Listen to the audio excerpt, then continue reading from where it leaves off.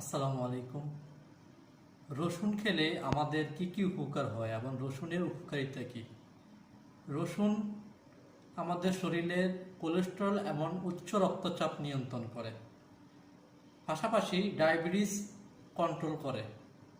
প্রতিদিন অন্তত সকালবেলায় এক কোষ করে রসুন খেতে পারলে আপনার শরীরে অ্যান্টিঅক্সিজেনের মাত্রা বৃদ্ধি পাবে, যেটি এই অ্যান্টিঅক্সিজেন রোগ প্রতিরোধ ক্ষমতা বৃদ্ধি করে শরীরের, যাতে আপনার শরীরে উচ্চ রক্তচাপ নিয়ন্ত্রণ থাকে, ডায়াবেটিস নিয়ন্ত্রণ থাকবে, এমনকি আপনার শরীরে যে যৌন শক্তি সেটা বৃদ্ধি পাবে।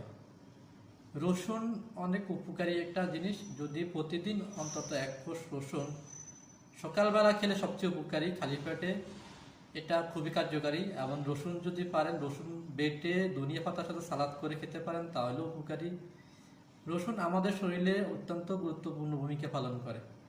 হিউম্যান বডির যে অ্যান্টিঅক্সিডেন্ট দরকার, যে শরীরে যে পরিমাণ অ্যান্টিঅক্সিডেন্ট দরকার আমাদের, সেই অ্যান্টিঅক্সিডেন্ট যোগান দেয় তাদের মধ্যে অন্যতম হচ্ছে রসুন।